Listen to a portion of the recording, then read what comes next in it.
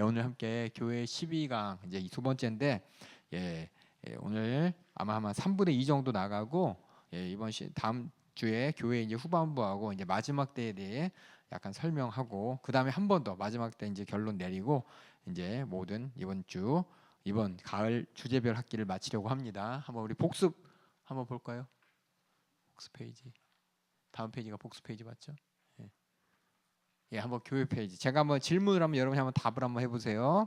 교회 필요 조건에 관한 것입니다. 교회의 필요 조건은 무엇입니까? 교회가 진짜 교회 같으려면은 교회라는 게 도대체 뭔지 보면은 교회는 시대를 초월해서 모든 믿는 자들의 공동체로서 어떤 개개의 건물도 아니요. 성경에서는 교회가 물론 이제 빌라델비아 교회 로마 교회에서 이제 각각 교회도 있지만 예수님께서 말씀하신 교회는 그렇죠? 시몬아 베드로야 네 반석에 교회를 세우리니 할 때 그 교회는 시대를 초월하고 또 모든 믿는 자들의 공동체로서 유형적이면서 눈으로 보이는 것 같지만 또한 보이지 않을 것 같으면서도 또 보편적이면서 지역적이라고 얘기할 수 있습니다. 그럼 참된 교회를 어떻게 우리가 분별할 수 있는지 한번 읽어보겠습니다. 시작. 참된 가르침, 교리와 선포와 침례와 주의 만찬의 바른 집행이 이루어지는가를 분별합니다. 그러려면 우리가 다른 건 몰라도 참된 가르침, 교리와 선포인데 그럼 예수님께서 정말 가르쳐 주신 말씀하신 의도와 목적을 내가 제대로 아느냐 모르냐가 참된 교회를 분별할 수 있는 기준이고 무엇보다도 침례와 주의 만찬을 바르게 집행하는가. 그 말은 뭐냐면 침례하라는 주님의 목적대로 침례가 이루어지고 주의 만찬을 하라는 예수님의 명령대로 그것이 이루어지냔 말이에요. 겉으로 보기에만 우리 교회 침례 주고 침례 받았어요. 또 우리 주의 만찬에 참여가 아니라 그 목적이 예수님이 말씀하신 그대로 이루어지냐 이게 중요한 겁니다. 그러니까 여러분들이 우리 침례 세미나를 통해서 또 주의 만찬을 통해서 우리가 여러분이 계속 말씀 듣기 때문에 이런 거 잘 알고 분별하셔야지. 이거 모르면 그냥 건물만 십자가 달려 있으면 교회 안에 목사가 있고 집사가 있고 예수님 얘기하니까 교회가 아니라 참된 교회는 예수님이 하신 말씀이 그대로 제대로 성경대로 가르쳐주고 또 예수님 명령대로 침례와 주의 만찬이 집행되는 게 바른 교회입니다. 교회의 목적이 무엇인지 다시 한번 읽어보겠습니다. 시작. 예배, 하나님을 향한 사역, 또 양육과 교제, 믿는 자들에 관한 사역, 또 전도와 구제, 세상을 향한 사역가 균형을 위해서 이루어지는 것입니다. 그리고 연세중학교에서 우리 예배를 엄청 강조하죠. 예배할 때 하나님만, 그렇죠? 오직 하나님만이죠. 주님 보시기에, 주님 기쁘시게.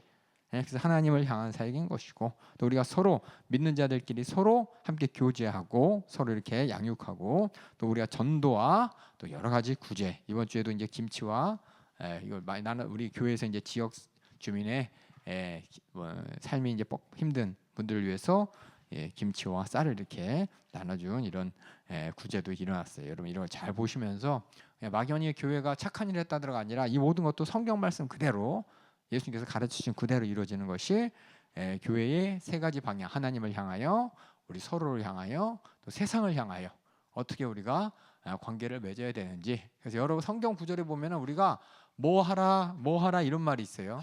하라 하지 마라 그것도 세 가지 방향을 보셔야 돼요. 하나님을 향해서 해야 될 것 하지 말아야 될 것, 우리가 서로 간에 해야 될 것 하지 말아야 될 것, 또 세상을 향해서 해야 될 것, 또 올바로 해야 될 것. 그러니까 막연하게 쭉 늘어나서 이걸 어떻게 분별하나 하지 마시고 여러분이 보실 때 세 부분을 또 크게는 하나님 나와의 관계, 또 세상과의 관계 여러 가지가 있지만 이 세 가지 방향에서 여러분 잘 보시면서 말씀을 분별하시면은 세상을 향해서 해야 될 것을 교회 안에서 잘못 적용하면 안 되는 것이고 하나님을 향해서 해야 될 것을 세상을 향해 잘못 적용하는 경우도 있어요. 여러분 이거 잘 판단하시면은 하나님의 말씀을 이해하고 적용하는데 여러분 이해가 되실 겁니다. 깨달은 좀 쉽게 이해가 되고 적용하실 수 있을 것 같습니다. 두 번째 보겠습니다. 교회를 더 순결하게, 교회답게 만들거나 하나님을 혹시 덜 기쁘시게 만드는 일이 무엇이 있을까요? 어떻게 보면 첫 번째 한번 읽어보겠습니다. 시작. 교회가 거짓 교리부터 얼마나 자유로우면, 여기 거짓으로부터 자유롭다는 얘기는 거짓에서 완전 벗어났다는 얘기입니다. 이 자유라는 말 우리가 이게 성경적 용어하고 일반 용어하고 좀 틀린데 여러 가지 쓸 때마다 틀립니다. 자유에 그럼 뭐예요? 구속이 없는 거잖아요, 그렇죠? 근데 어디서 자유냔 말이에요. 어디에서 완전히 벗어났냐? 여기 보면 거짓 교리로부터 자유롭다. 이 말은 뭐냐면 마음대로 해도 돼가 아니라 거짓에서 완전히 분리됐다는 뜻입니다. 이게 어떻게 이렇게 우리나라 말이 이렇게 돼 있냐면은 우리말의 상당 부분이 이제 영어에서 이제 해석해서 옵니다. 그래서 우리가 잘 알고 있는데 프리라는 말이 있잖아요. 프리 자유 그쵸? 여기는 항상 뭐가 되면 전치사가 프롬이 붙어요. 그래서 어디서부터의 자유냐 해서 이거랑 완전히 분리되었다라는 것이고 완전히 빠져나왔다라는 뜻입니다. 그래서 거짓 교리로부터 자유다 이 말은 거짓에서 완전히 분리되고 한마디로 진리라는 뜻이에요. 진리. 진짜만 쫓아간다는 얘기입니다. 그 다음에 2번 두 번째 시작. 교회를 위한 하나님의 뜻에 얼마나 가까운가. 그래서 이걸 잘 분별하셔야 돼요. 하나님을 향해서 또 우리끼리 또 세상을 향해서. 그래서 가만히 보면 우리가 어떤 교회에 등록하고 다녀야 되는가, 교회를 자원 교회를 찾고 할 때 첫 번째 두 번째 기준을 중심으로 해서 더 자세히 보게 되면 한번 읽어보겠습니다. 시작. 인간 중심, 수평적 사고가 아닌 하나님 중심, 수직적 사고 중심을 지향하는 하고 또 시작. 세상의 학문이나 트렌드와 영향을 받지 않고 성경적 가르침을 선포하고 성령의 역사하심으로 죄를 물리치려고 하는 교회. 가장 중요한 게 죄를 물리쳐서 우리가 거룩한 무리들이 교회입니다. 죄와 여기서 이렇게 프리프롬 아까 거짓기로 했지만 우리는 죄예요. 죄에서 자유함. 우리 찬송도 죄에서 자유를 얻게만 하잖아요. 그 자유가 나는 이제 회개했으니까 마음대로 살아도 돼가 아니라 죄를 안 짓고 사는 겁니다. 그래서 이렇게 이것이 뭐냐, 하나님의 뜻에 얼마나 가까운지를 이렇게 하나님 중심, 우리에게 주어진 성경과 또 성령 중심입니다. 교회는 권위가 있습니다. 법적으로 세상에서 볼 때 교회와 세상과 어떤 하나님 나라에 속했냐 세상에 속했냐 이것이 둘 중에 하나가 아니라 교회 안에서, 이 세상 안에서, 교회 안에서, 특별히 세상 안에 우리가 교회가 있는 것처럼 보이잖아요. 그렇죠? 실상은 뭐냐면 하나님의 뜻 안에 세상이 있는 겁니다. 그렇죠? 그러니까 우리 교회에서 일어나는 모든 일들을 바라볼 때 세상 법으로 어떻게 해볼 수 없는 것은 교회는 하나님의 권세로 통치되는 교회인 것이고 하나님의 권세는 세상 권세 이상이에요. 이상. 더 초높은 것입니다. 그래서 어떻게 이 교회의 권위를 어떤 권위를 갖고 있나 한번 1번 시작. 두 번째, 세 번째. 그래서 이렇게 하나님이 주신 권세를 가지고 하나님의 교회가 교회답게 할 수 있도록 합니다. 특히 교회 권징에 대해 여러 가지 있습니다. 교회에서 권징을 합니다. 때로는 이 사람 잠깐 뭐 심한 경우는 출교도 할 수 있고, 때로는 여러 가지 징계를 할 수도 있고 여러 가지. 그걸 보면서 시험 들면 안 돼요. 그것이 나에게 이루어졌다. 시험 들면 파직. 만약에 내 집사인데 집사하지 말고 일반 성도로 지내세요. 어떤 파직이 경우가 났어. 그럼 여러분들이 내가 이러고 핑계댈 게 없습니다. 교회의 권위, 그 교회를 하나님이 쓰시는 교회라고 인정하시면 그 목소리로 내게 주시는 목소리인데 하나님께서 내게 주신 목소리가 그냥 너는 잘못했어 라고 했을 때 그 목소리를 내가 어떻게 받아들여야 되느냐. 사람 보기에 창피해가 아니에요. 하나님과의 관계 가운데 내가 문제를 깨닫는 기회입니다. 그래서 여러분들이 이 교회의 권징이라는 것에 대해서 자꾸만 뭐냐면 사람 시선을 의식해. 저 사람이 나를 이렇게 부수고 나는 아무것도 안, 저 사람도 그런데 자꾸 보면 나 억울해. 나만 억울해. 보면 나보다 더 한 사람들 많은데 왜 나한테만 이래요? 나만 잘못했나요? 저 사람도 잘못했고요. 근데 왜 나한테만 이럴 수 있어요? 라면서 여러 가지 사람으로 볼 때는 그렇죠? 사람 볼 때는 서운한 것도 있고 억울한 것도 있고 화낼 만도 합니다. 하지만 하나님 뜻 안에서 이런 목소리를 내게 들려주신 이유가 뭐냐? 첫 번째 읽어보겠습니다. 시작. 떨어져 나가는 믿는 자들의 회복과 화해를 위해서입니다. 하나님께서 어떻게 이를 통해서 회복시켜주고 화해시키기 위한 거예요. 두 번째 시작. 다른 사람에게 죄가 퍼지는 것을 막기 위해서 내가 회개할 기회를 주시는 거예요. 제일 중요한 것이. 그 다음에 세 번째 시작. 교회와 그리스도 명예의 순결을 지키기 위해서. 밖에서 봤을 때 아니 교회가 어떻게 하나님 말씀 섬긴다는 교회가 저럴 수 있어 라는 그런 세상 수준이 아니라 하나님의 거룩한 교회가 더욱더 순결을 지키기 위해서. 그래서 여기 있는 분들에게 정말 내가 바라는 거, 저도 마찬가지고 교회에서 어떤 권징이 떨어졌을 때 그것이 우리에게 창피한 일이다가 아니라 들켰다가 아니라 왜 나만 이러냐가 아니라 진짜 하나님 뜻대로 사는 사람, 하나님 뜻을 분별하는 사람은 아무리 억울한 사정이 있을지라도 하나님 나 억울한 사정 아시죠가 아니에요. 거기서는 뭐냐? 빨리 죄를 찾아 회개했구나. 하나님이 나에게 깨닫게 하시려는 거. 이런 세상에 수모가 있을지라도 내가 뭐냐? 수모라는 다른 사람이 올 때, 그렇죠? 어떻게 저를 손가락질하고 그런 일이 있을지라도 나한테 뭐예요? 죄를 찾아 회개하고 확실하게 천국 갈 수 있는 기회라는 것입니다. 바라고 바라는 거. 이 자리에 있는 우리 연세중앙교회 우리 하나님 말씀을 사랑하는 우리 성도들은 만약에 그런 일이 있을 때 자꾸 밖을 보지 마시고 하나님과의 관계 가운데 정말 이런 과정을 통해서 나를 하나님께서 깨끗게 하시고 거룩게 하시고 천국까지 인도하시는 하나님의 사랑으로 보는 게 정말 바른 것입니다. 예. 아비가 자식을 징계하지 않으면 사랑하지 않는데요. 그렇죠? 잘못되는 길 보면 아버지가 억지로라도 그렇죠? 예? 매를 가할 수도 있고 험한 말을 할 수도 있고 그것이 뭐냐? 선하게 보는 것이 그 힘중을 봐야 되는 것처럼 교회 안에서도 그런 일이 날 때 자꾸만 우리 인간적인 입장은 뭐예요? 아니 왜 나만? 왜 나만? 저 사람도 그런데 왜 나만? 그건 내 생각이고 하나님 보실 때는 다른 사람과 비교해가면서 나를 보는 게 아니라 하나님과의 관계만 보자는 거예요. 하나님과의 관계 가운데 나에게 이렇게 충격요법을 주는 거예요. 잘 보세요. 이스라엘 백성들에게 하나님이 얼마나 다그쳤는데요. 화 있을진저 그러면서 얼마나 많은 그 다그침과 심지어는 여러분 같이 나누겠지만 이 자식들은 회개할까 봐 겁난다 이 말도 하셨어요. 하나님께서 그 말이 뭐냐? 아니 왜 우리한테만 그럴 수 있어요? 라고 하지만 그것을 통해서 뭐냐? 내가 정말 회개할 기회를 가졌구나. 이런 하나님 앞에 징계를 받더라도 나는 회개하면 죄산 받을 수 있는 기회를 가졌다는 게 그 하나님의 은혜와 사랑으로 내가 예수 만나서 회개할 수 있는 확실한 기회를 가졌다는 게 우리에게는 최고의 축복인 것입니다. 여러분들이 욥기를 보세요. 욥기 왜 억울합니다라고 하지만 마지막에 아이고 내가 하나님을 몰랐습니다라고 회개합니다. 회개로 끝나요. 예? 하박국을 보세요. 마지막에 아이고 내가 이런 하나님인지 몰랐습니다. 그리고 회개하고 끝나요. 그래서 여러분들이 성경을 전체를 보면은 하나님에게 무서운 진노의 목소리를 들은 사람들, 하나님한테 참 하나님의 앞에서 왜 나만 이래야 됩니까? 라는 수많은 원망을 했던 사람들 끝이 뭐냐? 내가 하나님과의 관계 가운데 하나님을 모르고 나를 몰랐습니다. 그리고 회개하고 그 믿음으로 의롭다고 여기심을 받는 것이니 여기는 우리 모든 분들은 이런 하나님과의 관계 가운데 교회에서 하나님이 쓰시는 교회에서 이런 권징이 있고 징의가 있더라도 어떻게 해야 돼요? 나는 억울해가 아니에요. 다른 사람들은 이거 손가락질 몰라요. 하지만 그 가운데서 내가 하나님과의 관계를 바로잡을 수 있는 기회라는 걸 아시고 여기서 절대 악한 마귀는 그때 시험 들죠. 그렇죠? 너희 신앙생활도 소용없잖아. 여기만 교회야부터 시작해서 내 죄를 어떻게든 드러내지 못하게 인간적인 내 정욕과 인간적인 명예욕과 나도 모르게 사람에게 인정받는 그것을 막 슬근슬 자극하면서 결국은 믿음의 교회를 떠나고 세상으로 끌고 갑니다. 내가 이럴 거냐? 신앙생활 안 해. 내가 이러려고 교회 다녔어? 이러려고 내가 하나님한테 예배드렸나? 그러면서 스스로 시험에 빠지게 만드는 게 악한 마귀 계기인데 그럼에도 불구하고 하나님의 그런 징계를 내리시는 것을 나를 사랑하는 하나님의 뜻이라는 걸 잘 아시면서 여기 있는 분들 한 사람도 시험 들지 않길 부탁드리겠습니다. 여기 있는 분들 제가 볼 거예요. 나중에 시험 들어서 떠나가 안 떠나나? 절대 그럴 일 없겠죠?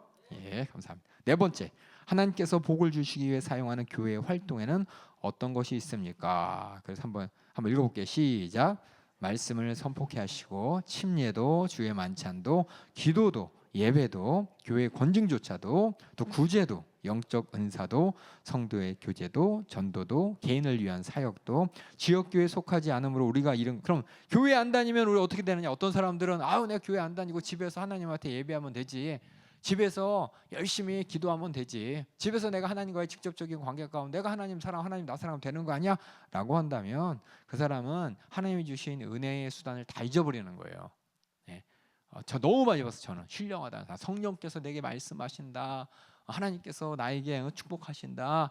그래서 하나님이 나에게 은사를 주셔갖고 나를 통해서 내가 교회에 속할 사람으로 보이냐? 나를 통해서 하나님께서 교회에게 권면의 말씀을 하라고 하신다. 그러면서 막 편지 쓰는 분이 있어. 하나님께서 계시를 받았는데 윤석전 목사님은 하나님께서 이런 계시를 하시니 들으세요.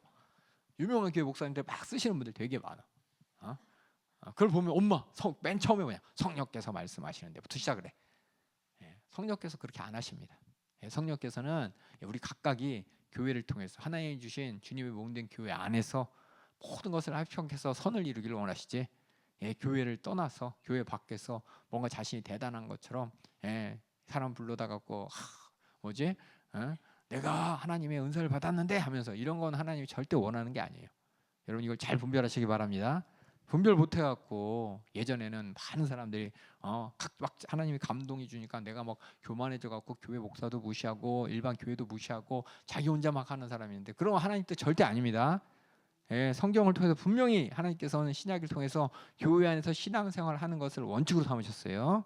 감사합니다. 그렇게 아시고 오늘 이제 은사에 대해서 함께 보겠습니다. 우리 교회 특히 이제 은사 세미나도 많이 했죠. 은사에 대해서 성경적으로 우리가 어떻게 이해해야 되는지 우리 성경적인 은사의 내용을 함께 살펴보겠습니다.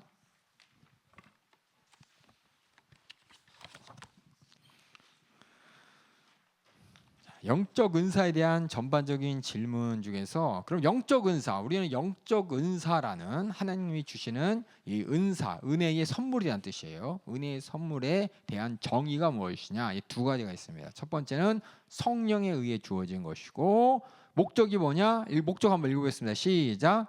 교회의 사역을 위해. 그러니까 많은 사람이 착각해요. 하나님이 주신 은사는 교회 안에서 주님의 몸 된 교회를 위해 주셨는데, 은사 받았다 그러면서 교회의 밖에서 이렇게 교회 없이 내가 교회다라고 하는 사람, 여기서부터 이제 큰 사단의 또 귀신의 역사가 시작됩니다. 그래서 성령에 의해 주어지는데 교회 사역을 위해 줍니다.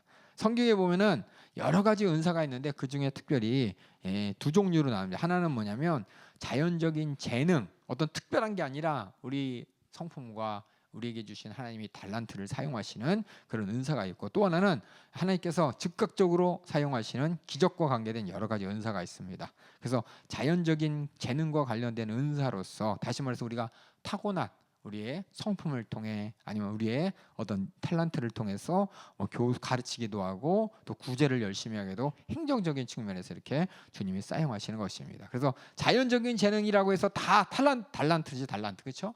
노래 잘한다고 해서 그것이 하나님이 쓰실 때 은사가 되는 것이고, 또 어떤 사람 숫자에 명확해요.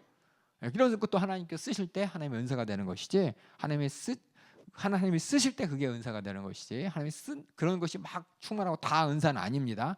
교회를 위해서 하나님이 택하시고 더 사용하실 때 그 은사가 되는 겁니다. 그 두 번째는 성령의 능력을 입어야 이 은사가 됩니다. 우리 고린도전서 12장 11절 한번 읽어주세요. 이 모든 일을 같은 한 성령으로 행하사 그 뜻대로 각 사람에게 나눠 주시느니라. 그래서 성령께서 하시는 것이 은사인 것이고, 이 은사의 목적이 뭐냐?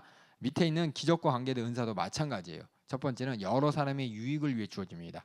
은사는 하나 성령께서 교회, 나뿐만 아니라 우리 모두를 위해 주시는 거예요. 고린도전서 12장 7절 읽어주세요. 각 사람에게 성령의 나타남을 주심은 유익하게 하려 하심이라. 이 유익은 뭐냐? 주님의 몸 된 교회를 얘기합니다. 그래서 교회의 덕을 세우고 교회를 유익하게 하는데 사용되는 것이 은사입니다. 고린도전서 우리 14장 26절 한번 읽어주세요. 그런즉 형제들아 어찌할꼬 너희가 모일 때에 각각 찬송시도 있으며 가르치는 말씀도 있으며 계시도 있으며 방언도 있으며 통역함도 있나니 모든 것을 덕을 세우기 위하여 하라. 그래서 우리가 은사 받으면 좋겠어. 은사 받으면 하나님과 함께 나만 좋겠어가 아니라 우리 모두가 함께 좋기 위해서, 나뿐만 아니라 우리 모두를 나에게 주신 은사가 우리 모두를 위해서 하나님이 주신 것이라는 걸 기억하시고, 밑에 있는 여러 가지 유익과 또 교회의 유익은 기적과 관계된 은사도 마찬가지예요. 예언도, 신유도, 영벌별도 내가 보고서 나만이 아니라 우리 모두를 위해 주신 하나님의 은사라는 걸 기억해 주시기 바랍니다. 그래서 은사는 아까 얘기했지만 성령께서 교회의 사역을 위해 주신 겁니다. 교회의 사역과 상관없이 나 은사 받았어, 하나님이 내게 이런 말씀하셨어 이러면서 교회가 이간질시키고 교회를 무너뜨리고 교회에 오해가 생기게 만든, 이거는 성령님이 주시는 은사가 아닙니다. 아시겠죠? 정확히 분별하셔야 돼요. 왜냐하면 여러 은사자다 해갖고 여러 사람들이 교회에서 하지 말아야 될 말하고 강단과 또 강단하 성도들을 막 분리시키고, 이런 일들이 여러 역사 분별하지 못해가지고 수많은 교회가 이렇게 무너지는 경우를 여러분이 아마 이렇게 과거에 보면 있었을 거예요. 그래서 특히 이제 성령께 쓰시는 교회, 여기에 이제 성령이 쓰시는 은사의 기능과 은사의 목적을 분별하지 못하면, 은사 받은 사람도 시작은 하나님의 성령께서 은사로 시작하셨지만 마지막에는 악한 마귀에게 불의 병기로 사용당하는 이 무서운 결과가 있기 때문에 여러분이 잘 인정해 주시기 바랍니다. 그래서 구속사에서, 그렇다면 성경 전체에서 구약 시대에도 신약 시대에도 이런 은사에 대한 얘기가 있는데, 그런 은사가 어떤 것이 있는지 한번 보겠습니다. 구약 시대에는 일반적으로 믿는 자들의 삶에 나타나는 성령의 역사는 흔치 않았어요. 지금 우리가 알고 있는 방언, 예언 이런 것들이 우린 교회마다 성령 충만함으로 주시는 하나님의 은사지만, 그때는 하나님의 뜻대로 상당히 제한적이었어요. 일부 예언자들이나 선지자물이 제한적으로 하나님께서 방언을 나타나게 하시는지, 아니 방언이 아니죠, 병을 고쳐 주신다든지 하나님 말씀을 전한다든지 어떤 영적인 분별을 한다든지 아주 제한적이었습니다. 그리고 특별히 과거에는 죄에 대한 부활의 능력에 관계된, 다시 말해서 죄를 확실하게 사해 주시면서 죄가 사해지신 그런 말면 나타나는, 우리가 미리 경험하는 그런 부활의 능력과 관계된 은사가 전혀 없어. 우리 빌립보서 3장 10절 한번 읽어주세요. 내가 그리스도와 그 부활의 권능과 그 고난의 참여함을 알려하여 그의 죽으심을 본받아. 예수 그리스도를 통해서 우리가 정말 이 죄의 사함에 관한 부활의 능력을 우리가 은사를 통해 경험하는데, 그 이전에 예수님 오시기 전에는 이런 우리가 알고 있는 이런 죄의 사함에 관련된 죄의 사함으로 말미암는 하나님이 보여주시는 그런 은사들이 전혀 없었습니다. 그런데도 불구하고 구약 여러 곳에는 이런 은사의 때를 하나님께서 고대할 수 있는 기록을 주셨어요. 하나님께서 우리가 지금은 성령의 시대라고 하잖아요, 그렇죠? 예수님께서 약속하신 성령의 시대에 대한 예고가 있었는데, 가장 먼저 예고된 게 뭐냐? 모세를 통해 예고된 게 있습니다. 민수기 11장 29절에 이스라엘 백성들이 모세가 하나님께서 주신 성령의 시대에 대한 이런 언급이 있습니다. 우리 민수기 11장 29절 한번 읽어주세요. 모세가 그에게 이르되 내가 나를 위하여 시기하느냐. 여호와께서 그 신을 그 모든 백성에게 주사 다 선지자 되게 하시기를 원하노라. 다 선지자, 다시 말해서 하나님의 말씀을 분별하고 하나님의 말씀을 전하는 모든 백성에게 그런 선지자의 은사를 주시기를 원한다고 모세가 얘기했습니다. 그것이 뭐냐? 우리가 잘 알고 있는 요엘이 예고했던, 또 사도행전에서 사도 바울이 얘기했던 성령 충만한 오순절 다락방 성령 충만한 누구예요?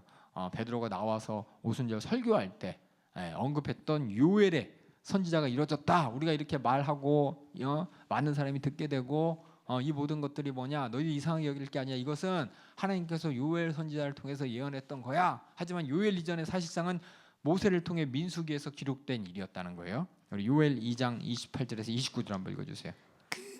그 후에 내가 내 신을 만민에게 부어주리니 너희 자녀들이 장래일을 말할 것이며 너희 늙은이는 꿈을 꾸며 너희 젊은이는 이상을 볼 것이며 그때에 내가 또 내 신으로 남종과 여종에게 부어줄 것이며. 이렇게 구약 여러 곳에 하나님께서 우리 모든 직접적으로 성령을 보내준다라고 얘기했지만 구약에서는 신이란 말 써요. 신 우리 성령이라는 말을 우리 신약에서 많이 쓰고 또 일반적으로 쓰지만 하나님이 내 신이라고 써요. 내 신.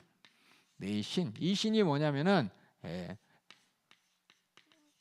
스피릿이죠, 그렇죠? 같은 단어인데 성령도 홀리 스피릿이고, 그래서 영이란 단어와 신이란 단어가 어떻게 보면 우리 한국말의 입장에서 뭐예요? 신이라 그러면 뭔가 귀신 쪽에 가까운 그런 것 같고, 성령하면 뭔가 거룩한 것 같고 구별된 것 같지만, 성경에 쓰는 그 히브리어 있죠, 히브리어로 여기는 이제 루하라는 말씀 많이 쓰고, 이 헬라어 신약 언어로는 뉴마라는 말을 써요.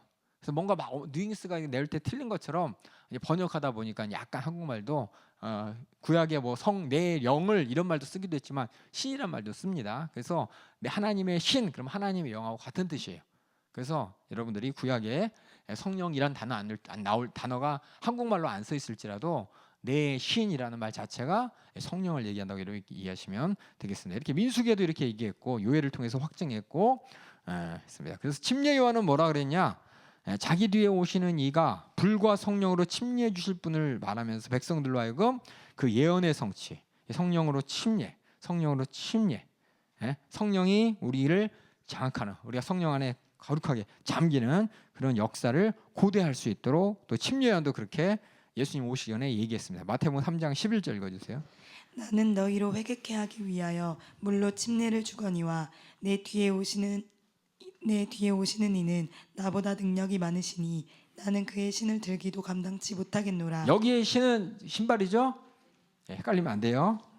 읽어주세요. 그는 성령과 불로 너희에게 침례를 주실 것이요. 이렇게 성령의 침례에 대해서 침례요한이 얘기하면서 이렇게 민수기에서 얘기했던, 또 요엘이 얘기했던 이 모든 것들을 침례요한은 고백케 하였습니다. 그리고 예수님도 성령의 능력과 충만함으로 사역을 시작하셨고, 또 가르치셨고, 귀신을 쫓아내셨고, 또 병든 자를 고치시는데, 예수님도 성령으로서 성령께서 인도하셨다고, 성령으로 일하셨다는 구절이 이렇게 기록된 것은 우리 또한 그런 예수님이 하신 일을 할 수 있다는 것을 하게 될 것이라는 이 고대와 또 이런 기대감을 주는 말씀입니다. 그래서 예수님께서는 그렇게 구약의 민수기, 모세를 통해서 얘기했었던, 또 요엘을 통해 얘기했었던, 침례요한이 고백했던 그런 성령의 새 언약의 능력으로 임하셨고, 사단의 나라를 정복하기 이 땅에 오셨습니다. 마태복음 12장 28절 한번 읽어주세요. 그러나 내가 하나님의 성령을 힘입어 귀신을 쫓아내는 것이면 하나님의 나라가 이미 너희에게 임하였느니라. 그래서 하나님의 나라와 성령은 같은 차원입니다. 예수님께서 이 땅에 오셔서 성령으로 귀신을 쫓아내는 것을 하나님 나라의 권세를 보여주는 것이요. 예수님이 그렇게 성령을 힘입어 다시 말해서 새 시대에 하나님이 예고하셨던 하나님의 신으로 말미암아 모든 사람들이 하나님을 알고 하나님의 뜻을 다 분별할 수 있는 이런 시대에 그런 미리 오셔서 그것을 고대케 하는 또 그것을 이루시는 먼저 그것을 보여주시는 사건이 바로 성령으로 예수님께서 하나님 나라의 권세로 먼저 사단을 정복하는 이 사건을 나타냈습니다. 그래서 제자들에게도 뭐냐 성령의 새 언약이 능력이 주어졌어요. 예수님께서 제자들에게도 똑같은 성령으로 이런 능력을 경험할 수 있도록 허락하셨습니다. 마태복음 10장 1절에서 1절 너무 많죠? 제자들도 예수님께서 권능을 주셔서 가서 그렇죠? 귀신을 쫓아내고 병을 고쳤죠. 복음을 전파하는데 그다음에 오순절 때 특별히 새 언약의 성령의 능력이 교회에서 풍성하게 임하게 되었고 예수님께서는 그래서 성령 침례를 언급하셨어요. 승천 전에 이런 일이 성령으로 나타날 것이라는 것을 사도행전 1장 4절 5절 8절 한번 읽어주세요. 사도와 같이 모이사 저희에게 분부하여 가라사대 예루살렘을 떠나지 말고 내게 들은 바 아버지의 약속하신 것을 기다리라. 요한은 물로 침례를 베풀었으나 너희는 몇 날이 못되어 성령으로 침례를 받으리라 하셨느니라. 오직 성령이 너희에게 임하시면 너희가 권능을 받고 예루살렘과 온 유대와 사마리아와 땅끝까지 이르러 내 증인이 되리라 하시니라. 그래서 여기서 너희는 너희에게 할 때 너희는 뭐냐 교회를 얘기합니다. 물론 제자들을 얘기했지만 제자를 통해 세워질 예수 그리스도의 제자들의 무리인 이 교회를 설명하기 때문에 결국 뭐냐 성령이 이 땅에 오신 이유와 목적은 뭐냐 각 개개인이 아니라 교회를 위해 오셨다는 거예요. 교회가 앞으로 행할 일이 무엇인지 예수님의 생애를 통해 일단 보여주신 것이고 그래서 우리는 성령을 통해서 하나님께서 이 땅에 하나님 나라의 권세를 주실 것을 예고하셨던 수많은 예언들이 침례 요한을 통해 예수님을 통해 또 사도들의 고백을 통해 오늘날 말씀을 통해 우리가 확인되어진 것입니다. 그래서 아까 얘기했듯이 베드로는 오순절 성령이 임하실 때 요엘의 예언 성취가 이루어졌다는 것을 선포했어요. 똑같이 아까 요엘의 말씀을 그대로 사도행전에서 베드로가 설교하는 내용 우리 사도행전 2장 16절에서 21절 읽어주세요. 이는 곧 선지자 요엘로 말씀하신 것이니 일러스되 하나님이 가라사대 말세에 내가 내 영으로 모든 육체에게 부어주리니 너희의 자녀들은 예언할 것이요 너희의 젊은이들은 환상을 보고 너희의 늙은이들은 꿈을 꾸리라. 그때에 내가 내 영으로 내 남종과 요종들에게 부어주리니 저희가 예언할 것이요 또 내가 위로 하늘에서는 기사와 아래로 땅에서는 징조를 베풀리니 곧 피와 불과 연기로다. 주의 크고 영화로운 날이 이르기 전에 해가 변하여 어두워지고 달이 변하여 피가 되리라.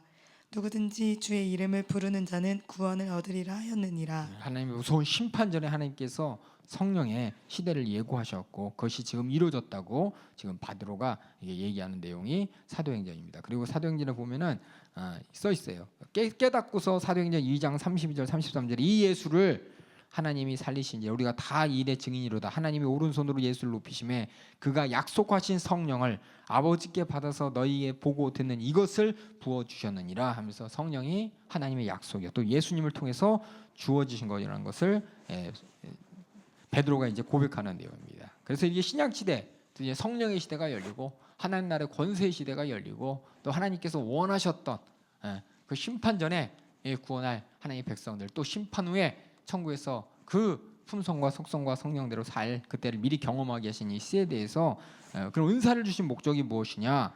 영적 은사의 목적 여러 가지 성령을 통해서 우리 가운데 나타나는 하나님의 역사, 하나님이 우리에게 주신 수많은 이런 은사들 이 역사가 나타나는 목적이 무엇이냐? 한번 읽어보겠습니다. 시작.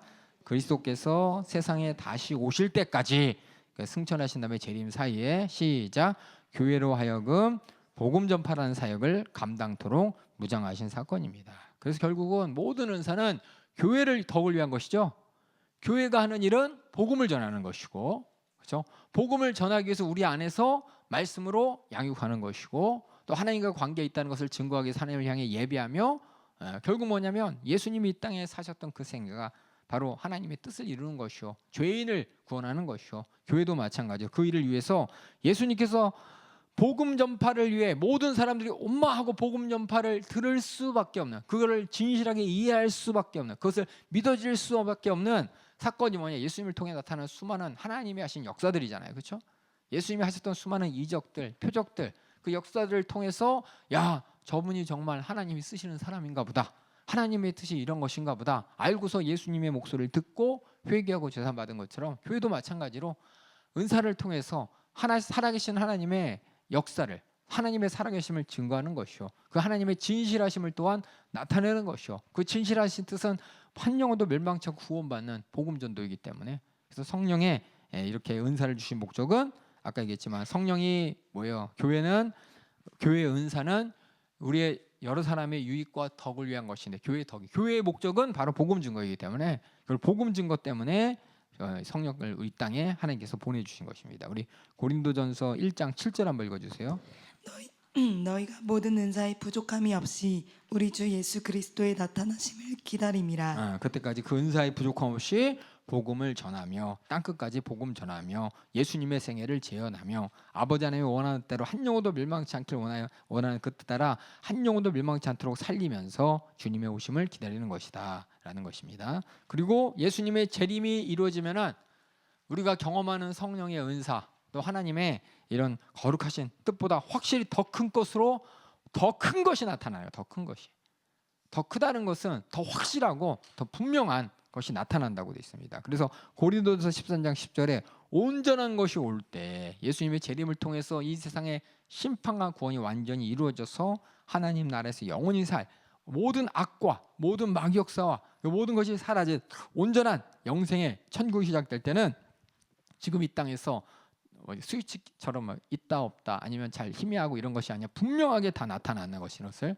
그리고 이 땅에서는 뭐냐? 이게 부분적으로 있던 것이 아니라 완전하고 온전한 것이 된다는 것을 고린도전서 13장 10절에 바울이 얘기했고요. 그래서 교회의 덕을 위해서, 교회의 덕, 이 교회가 온전하게 예수 그리스도의 생애를 재현하고 아버지 하나님을 기쁘시게 하는 일을 위해서 은사를 사모하라고 되어 있습니다. 은사를 사모하라고. 고린도전서 14장 12절 읽어주세요. 그러면 너희도 신령한 것을 사모하는 자인즉 교회의 덕 세우기를 위하여 풍성하기를 구하라. 그래서 교회 은사를 사모하는 목적은 교회의 덕을 위한 것이라고요. 또 에베소 4장 12절도 읽어주세요.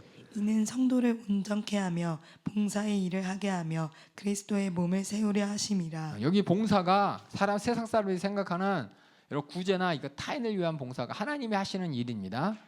봉사하니까 뭐 구제, 어떤 인본주의, 인류주의 뭐 이런 것이 아니라, 여기 있는 봉사는 교회의 일을 위해서 우리가 수중드는 일입니다. 그래서 성도를 온전케 하며 교회가 온전히 덕을 세우는 일에 우리가 할 수 있도록 하며, 그렇게 교회 몸을 세우는 것이니라. 그리고 예수님의 재림 이후에 장차올 시대에 더욱더 분명한, 더 온전한 성령의 역사를 우리가 미리 맛보는 것, 미리 맛보는 것. 그때는 죄도 없고 악도 없기 때문에 성령께서 온전하게 우리를 우리가 온전하게 그 안에 있기 때문에 그렇습니다. 고린도전서 13장 12절 읽어주세요.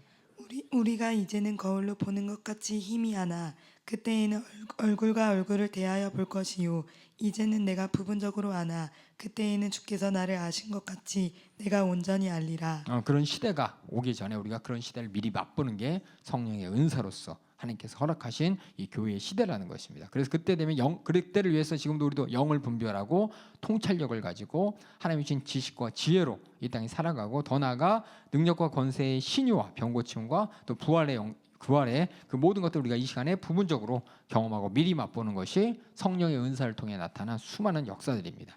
은사가 여러 가지입니다. 하지만 교회의 덕을 위해서 교회 안에서 상호 의존하고, 또 뭐냐? 한 가지 목적을 위해 움직이는 통일성이 있습니다. 그래서 아까 얘기했듯이 하늘에 믿는 자들의 연합을 미리 맛보는 연합이라고 했어요. 연합. 그렇죠. 하나님 나라는 하나님의 권세를 하나가 되어 있는 거죠. 마찬가지로 성령으로 우리 교회가 하나 되어서 하나님의 뜻을, 하나님의 권세 아래서 살아가는 것을 미리 맛볼 수 있도록. 그래서 교회는 뭐냐? 분쟁이 없어야 돼요. 교회는 갈등이 없어야 돼요. 예수님께서 머리시고 하나님의 권세가 임하는 곳이기 때문에 이 안에 우리 모든 성도들은 성령에 따라서 그 권세 아래서 한 뜻을 가지고 하나님의 뜻을 이루는 것이지, 세상처럼 이게 맞냐 저게 맞냐 이렇게 되냐 저게 되냐가 아니라, 뜻을 정하면 그 뜻에 대해서 모두가 다 이루어가기 위해서 한 마음 한 뜻이 되는 것입니다. 그래서 여러 가지 목적이 있어요. 교회 안에서도. 그렇죠? 행사가 있죠. 여러 가지 교회 스케줄에 따라 여러 가지 스케줄과 해야 될 일이 있죠. 어떤 사람도 굳이 이거 해야 되냐, 이거 딱 교회가 정해지면 하나님께서 주신 질서인 것이고, 그 안에 우리는 내 마음과 내 심정과 세상의 환경 판단 다 내리고 하나님 뜻이 이루어지기 위해서 우리는 다 마음을 합해야 되는 것입니다. 그러니까 여러분들이 이렇게 성령께서 쓰시는 사람은, 또 성령 충만한 사람은 교회의 덕을 위해서 내 생각 내 뜻이 아니라 하나님의 뜻을 이루기 위해서, 때로는 그걸 보면은 어때요? 왜 이렇게까지 해야 되나 하는 경우도 있어요. 이렇게 하면 더 좋을 것 같은데 왜 이렇게 해야 되나? 굳이 이거 해야 되나? 여러 가지 생각이 있습니다. 하지만 여러분이 우리 연세중학 교회 역사를 보시면 알 거예요. 교회 역사의 모든 그런 사건마다, 또 그런 역사마다 굳이 이렇게 해야 되나, 하지만 그렇게 해서 하나님이 기쁘시게 하시고 우리가 예상하지 못했던 수많은 역사와 수많은 결과들을 우리가 확인했기 때문에 우리는 한 교회 안에서 한 성령으로, 한 마음으로 교회의 모든 스케줄을 수행들기 위해서 하나님께서 우리에게 은사를 주시고, 은사를 통해 확인해 가면서 우리는 교회를 함께 신앙생활하는 이 연합과 상호 의존 통일성이란 이것을, 이게 뭐 연합 통일성, 뭐 상호 의존, 성경에는 없지만 이게 한 마음, 한 뜻, 한 심정, 그렇게 우리가 주님의 뜻을 이룰 수 있는 것이 뭐냐? 성령께서 일하는 교회라는 것입니다. 바르고 바른 거, 우리 모든 성도들이 성령이 일하시는 교회이기 때문에 성령께서 주시는 감동, 감화에 따라 해주는 모든 순서 내 뜻, 내 심정, 내 고집 다 버리고 함께 동참해서 함께 그 뜻을 이뤄가면서 주님 영광 나타내는 우리 모든 연세가족 되길 바랍니다. 우리 연세가족들이 성탄절에 우리 뭐 전교인 찬양합시다 이거 했을 때 굳이 그렇게 안 해도 되잖아요, 그렇죠? 근데 하나님께서 우리 교회에 우리 모든 성도들이 그렇게 하나 될 수 있도록, 또 그런 모습을 수많은 사람이 바라보면서 하나님께 영광을 올려드릴 수 있도록 우리를 쓰시는 겁니다. 그래서 여러 가지 보면은, 그렇죠, 인간의 생각은 굳이 그렇게 해야 돼, 안 하다가 왜 이렇게 해, 저번에 했으면서 왜 이렇게 안 해, 별의별 생각이 있지만 그 과정마다 성령께서, 우린 기도하는 교회이기 때문에 기도하시는 담임 목사님, 또 기도하는 우리 모든 성도들이 함께 그 뜻을 이루어온 걸 여러분이 잘 아시면서 교회 안에, 그래서 어떤 분쟁이나 갈등이 어떤 생각이 나타나면은 내 생각이죠, 접어놓고 하나님 생각 안에 호소 순종해 주길 바라겠습니다. 특별히 이번에 2026년 새로 조직 이렇게 짜면서 나는 갑자기 조직이 바뀌었다 이따 막 말이 많아요, 그렇죠? 말이 이렇게 많을수록 뭐냐? 그게 뭐냐? 그만큼 내가 하나님을 인정하지 않는, 교회를 인정하지 않는 거예요. 우리는 기도하는 교회입니다. 딴 거 없이 기도하는 교회예요. 하나님이 응답하시는 교회인 것이고 하나님이 책임지는 교회인 것이고, 그렇게 돼서 앞으로 이루어질 그 뜻을 우리가 만들어가고 이뤄가는 교회이기 때문에 우리는 그 무조건적인 순종이 아니라 그것까지 알고 하는 순종, 하나님이 일하실 것을 기대하며 하는 순종, 그래서 하나님의 뜻을 이루는 우리 연세가족 되길 주님의 이름으로 축원합니다. 성경 안에는 여러 가지 은사가 있어요. 그래서 고린도전서 은사에 대해서 막 나열한 장이 여러 가지 있어요. 심지어는 저쪽 고린도서 7장 7절에 보면 결혼도 은사예요, 독신도 은사래요. 우리 그죠? 사람의 생각은 이게 무슨 은사야, 그냥 하는 거지라고 하지만 하나님의 교회를 위해서 때로는 이렇게 독신 은사를 통해서 정말 모든 사적인 사회를 접어놓고 하나님께 영광 올려드리고, 때로는 가정에 대해서, 결혼에 대해서 힘을 합쳐서 하나님께 영광 올려드리고, 각자 하나님이 쓰시는 분량이 틀리기 때문에, 또 쓰시는 방향이 틀리기 때문에 독신은 은사면 이거 그런 게 아니라는 거예요. 이거 분명히 결혼과 독신은 대치적이잖아요, 그렇죠? 하나님이 쓰시는 뜻, 하나님의 뜻 안에서 결국은 뭐냐? 결혼한 사람은 그 뜻에 따라서 교회의 덕을 위해서 사역하는 것이고, 독신인 사람 또 그 뜻에 따라서 또 교회 덕을 위해서 또 주님이 쓰시는 것이고요. 그래서 여러 가지 사역들이 있습니다. 그래서 이것을 표현을 보면은 우리는 주로 이제 고린도전서 12장 8절에서 10절에 있는 말씀을 통해서 우리 은사 세미나 많이 했잖아요, 그렇죠? 그 외에도 여러 가지 성경에서는 은사에 대해서 이렇게 얘기를 했는데, 로마서에 보면은 뭐 가르치는 거, 권위하는 일, 또 구제하는 일, 또 다스리는 거, 긍휼을 베품, 이것도 은사래요. 내 안에 긍휼이 풍성해서 그 긍휼로서 사람들을 상대하는, 이것도 하나님이 주시는 은사라고 이렇게 돼 있어요.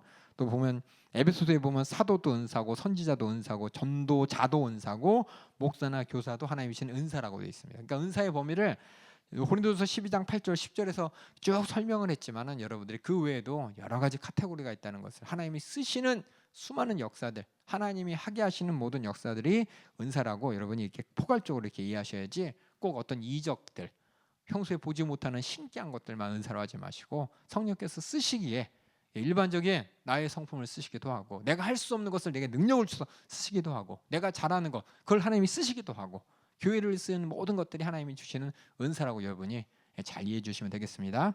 그래서 1장 첫 번째, 다양한 상황 속에서 다양한 여러 형태로 이렇게 표현되어 있습니다. 그래서 보면은 베드로전서에 보면은 크게 형태, 성령의 은사를 크게 두 부분으로 나누면 누가 말하려면 말함에 있어서의 은사와 또 누가 봉사하려면 행동하는 데 있어서 은사가 있대요. 우리 베드로전서 4장 11절 한번 읽어주세요. 만일 누가 말하려면 하나님의 말씀을 하는 것 같이 하고 누가 봉사하려면 하나님의 공급하시는 힘으로 하는 것 같이 하라.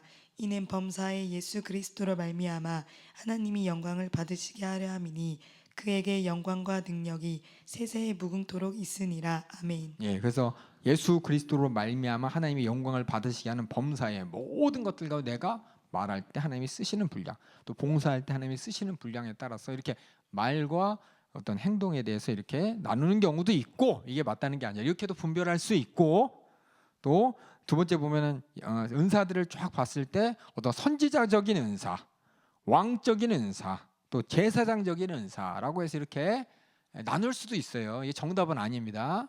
은사가 워낙 다양하다 보니까 이렇게 저렇게 나눌 수 있어요. 또 세 가지로 기준을 해. 또 지식적인 은사, 그래서 영을 분별하고 지식의 말씀, 지혜의 말씀을, 또 능력, 보통 사람 하지 못하는 하나님이 특별히 주신 능력으로 하는 은사, 그래서 병 고치는 은사, 여러 가지 기적과 믿음의 은사가 있고, 또 말을 통해서 방언 은사, 통역 은사, 예언 은사, 이게 말씀을 통해 나타나는 은사가 있고, 여러 가지 분류가 있다는 걸 여러분이 참고해 주시고, 수많은 하나님 교회 다양한 은사를 주시고, 결국 그 다양한 은사들은 하나님의 다양한 은혜의 증표입니다. 하나님의 은혜, 그렇죠? 내가 은혜 받은 자죠. 나를 위해서 하나님이 베풀어 주신 하나님의 은혜의 증표가 은사라는 겁니다. 은혜 받았으면 어떻게 돼야 돼? 은혜 받은 자는 교만하면 안 되죠. 은혜로 사는 사람은 내 생각, 내 뜻이 아니라 은혜 그저 감사로 내가 빚진 자기 때문에 빚을 갚기 위해서 뭔가 해드려야 되는 거잖아요. 그걸 위한 증표라는 거예요. 내가 은혜 받았다는 증표인 것이고, 은혜로서 하나님께서 나를 책임주신다는 증표가 되는 것입니다. 그래서 은사는 교만하면 안 돼요. 절대. 은혜로 사는 자가 어떻게 교만할 수가 있습니까?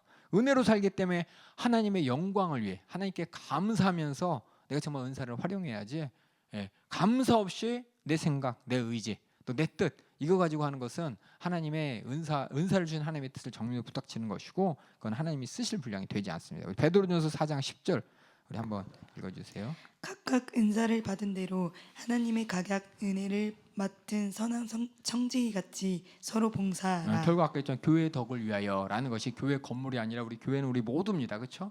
은사는 우리 모두를 위해서, 옆에 있는 사람을 위해, 기관을 위해, 교회 전체를 위해 쓰는 겁니다.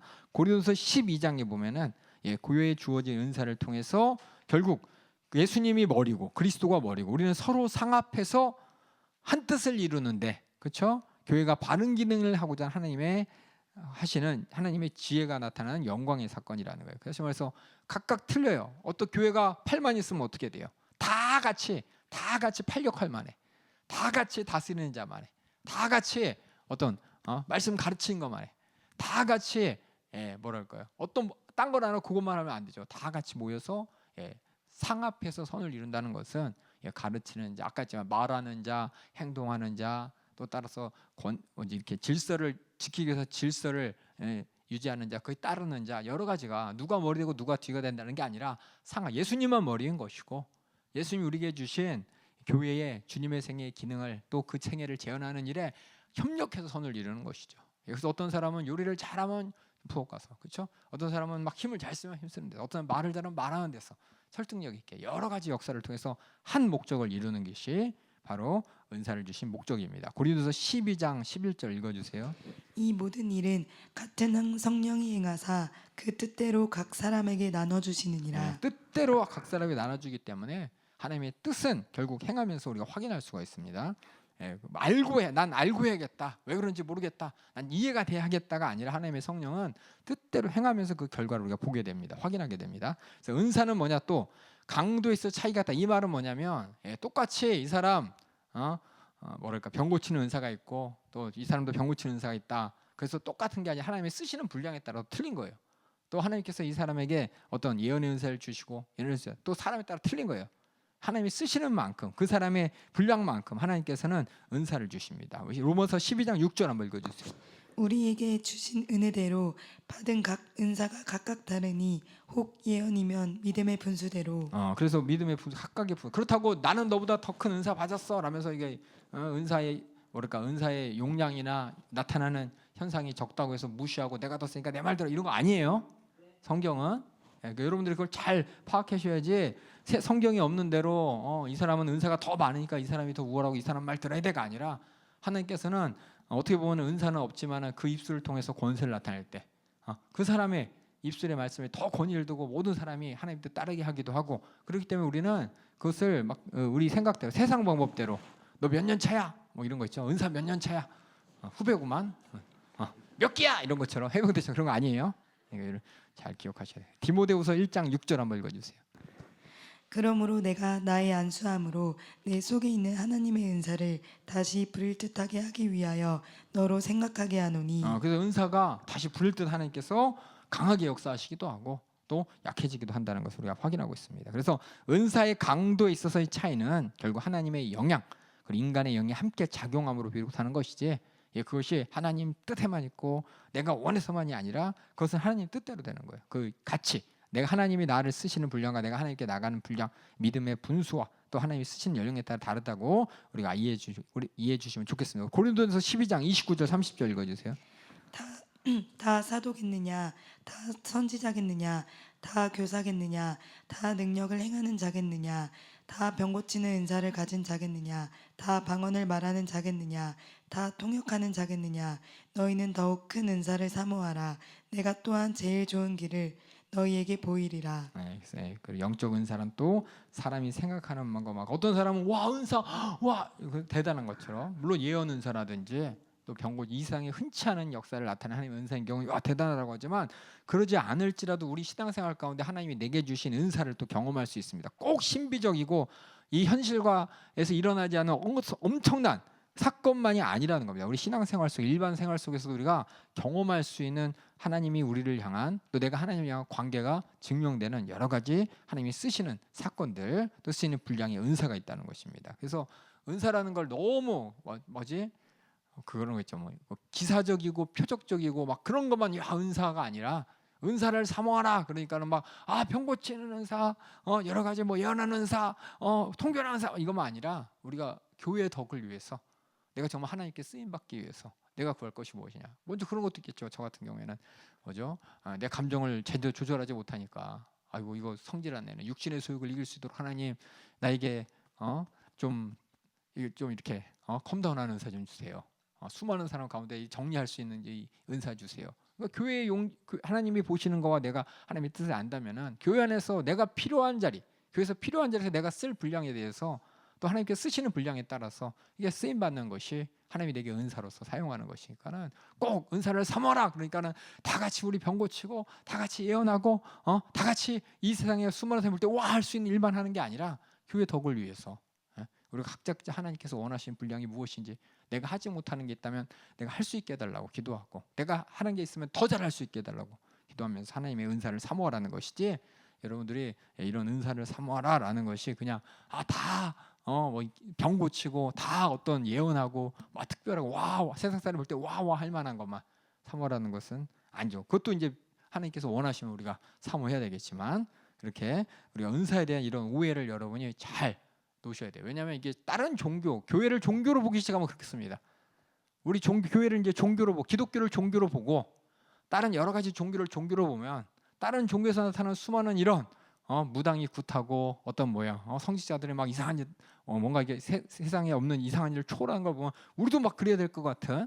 근데 하나님과의 관계 가운데 우리가 정말 그런 것들을 해야만 하나님께 인정받는 게 아니라 우리 하나님께서 가장 원하시는 바는 하나님이 어떤 분인지 모든 사람이 알기를 원하는 것이고 하나님 말씀의 진리가 얼마나 진리인지 모든 사람이 알기를 원하는 것이고 그래서 뭐 하려고? 많은 사람이 회개하고 돌아오기를 하나님이 제일 원하시는 겁니다. 그걸 위해서 교회가 있는 것이고 그걸 위해서 예수님이 오셨고 그걸 위해서 우리에게 은사를 주시는데 자꾸만 하나님의 교회를 세우신 목적 예수님을 보내신 목적과 상관없는 다른 거를 해야 하나님께 영광 올려드리고 다른 걸 해야 우리가 하나님을 기쁘시게 하고 다른 걸 해야 우리 기독교가 다른 종교보다 대단한 것처럼 막 느껴져야 되고 나타내야 된다는 그런 것을 여러분이 오해를 버리시고 예수님께서 이 땅에 오셔서 한 영혼이라도 멸망치 구원받기를 원하셨던 하나님의 진리의 말씀은 뭐예요? 우리가 회개케 하는 말씀이잖아요. 우리가 죄인임을 깨닫고 하나님께 와서 죄사함 받을 수, 회개하여 죄사함 받아 이 세상의 영역이 아니라 하나님께서 보여주신 영적 영역 안에서 우리가 정말 죄를 알고 마귀 괴계를 알고 하나님이 나를 영적 존재로 지으셔서 하나님 우리와 함께 영원히 살고 행복하고 싶은 하나님의 나라 안에서 그 뜻을 알고 우리가 그 뜻을 이뤄가는 게 뭐냐? 우리 교회에서 각각 은사 받은 사람들이 그 뜻을 가지고 같이 움직여가는 것이지, 그 뜻 없이 그냥 박수 대단해 와 신기하다가 아니라 가장 최고의 은사는 뭐냐? 영혼 살리는 은사입니다. 영혼 살리는. 그렇죠? 우리 실족한 영혼들 살리는 은사인 것이고, 또 밖에 예수 모르는 사람들이 그 예수를 증거하는 연사인 것이고, 그래서 우리가 이적을 통해서 그 사람들이 하나님의 권세를 맛보고 야 하나님이 살아계시네, 그 하나님 말씀 들으라고 우리에게 이 은사로서 여러 가지 역사를 할 수 있도록 예수님의 권세도 주시고 성령께서 나타나신 것이지, 그런 거랑 상관없이 우리 가 안에 내가 쟤보다 더 은사 받아야 되는데 이런 거 가지고 내가 만약 은사를 사모하고 내가 그래도 한때는 신앙생활 했었지 하면서 자기자족으로 끝나는 그런 은사가 아니라는 겁니다. 그래서 여러분들 은사의 목적을 잘 이해해 주시기 바랍니다. 그래서 은사는 6번 볼게요. 은사는 5번. 그래서 그리스도의 은사는 영구적으로 소유하는가 아니면 일시적으로 소유하는가, 하나님과의 관계에 달렸고 하나님의 뜻에 온전히 달려 있습니다. 예? 하나님 뜻에 달려 있고 성령님과의 관계에 달려 있는 것입니다. 근데 은사는 아까 얘기했듯이 기적적인가 그렇지 않은가 사람들이 물어봐요. 근데 이건 기적이 뭐냐에 따라 틀려지는 거예요. 기적이라는 것을 하나님이 하신 모든 역사라고 한다면은 우리가 그 모든 것에 해당하는 은사라고 해야 돼. 하나님께서 하시는 모든 일이 우리의 생각과 상식을 초월하는, 그것이 뭔가 순간적인 역사일 수도 있고 아니면 장시간적으로 나타나는, 어머 알고 봤더니 이거 하나님이 하셨네. 그렇죠? 많은 사람들이 인정하지 않지만 내 인생을 돌아봤을 때 이건 하나님이 하셨네 라면 그것은 하나님이 기적적으로 하신 일이죠. 예를 들어서 요셉이, 그렇죠? 요셉 아시죠? 요셉이 끌려갔잖아요, 애굽으로. 그렇죠? 보디발 장군의 종으로 들어갔잖아요. 근데 그 마지막에 그가 보디발 장군에서 그 감옥소에 있다가 감옥에 어떻게 관리자가 되고 그 다음에 감옥에서 빠져나와서 이제 바로의 애굽의 총리가 되고, 그 나중에 그 형제들을 만났을 때 요셉의 고백이 뭐냐면 이렇게 내가 참 이렇게 하나님이 하셨다는 거예요. 당신들이 나를 애굽에 팔아버렸지만 하나님은 나로 말미암아 이런 역사를 이룬 것 하나님이 하셨다는 거. 마찬가지로 우리가 하나님의 은사를 통해 우리에게 여러 가지 일을 하셨을 때 그 기적이라고 할 만한 것이 순간적으로 나타나는 이런 역사도 있겠지만은 그 기적이라는 범위를 하나님이 하셨다는 범위를 어디까지 보느냐에 따라서 우리가 은사라는 것이 기적이냐 아니냐, 세상 사람들이 얘기하는 기적이 해당하냐 안 하냐, 세상 사람이 볼 땐 기적 아니야, 이거 뭐 남들 다 하는 건데 무슨 이걸 하나님의 은사라고 막 거창하게 얘기해라고 하지만 하나님이 쓰신 분량과 또 하나님이 하신 것이 분명하다면 그것이 하나님의 은사라는 것이죠. 그래서 기적을 이 세상에 흔치 않은 하나님의 역사라고 한다면 기적적인 은사만 우리가 기적이라고 할 수 있겠지만은 그런 거 있죠. 예언하고 병 고치고 귀신을 쫓아내고 또 다른 사람이 이해할 수 없는 방언을 막 말하는 걸 보면서 야 하나님의 은사야라고 하지만 역사는 이 한 성령 한 주 하나님이십니다. 그 뜻이 무엇이냐에 따라서 사실 기적이라는 것은 아무 의미 없다는 겁니다. 은사라는 걸 세상 기준으로 판단한 게 아니라 하나님이 은사다라고 했을 때 은사는 하나님의 기준으로 우리가 이해하고 하나님의 기준으로 우리가 받아들이기 때문에 초자연적이냐 자연적이냐 엄청난 이거 과학적으로 이게 일어날 수 없는 일이 일어났냐 아니요 과학적으로 가능한 일이 일어나고 시간이 흘러가면 모두가 알 수 있는 그런 일이 일어났냐라는 거에서 은사가 기적적이냐 아니냐 이렇게 구분하는 건 아무 의미 없다는 것입니다. 그다음에 7번째 영적인 은사들을 사모하라고 했어요. 사모하라고. 고린도전서 12장 31절 읽어주세요. 네, 너희는 더욱 큰 은사를 사모하라.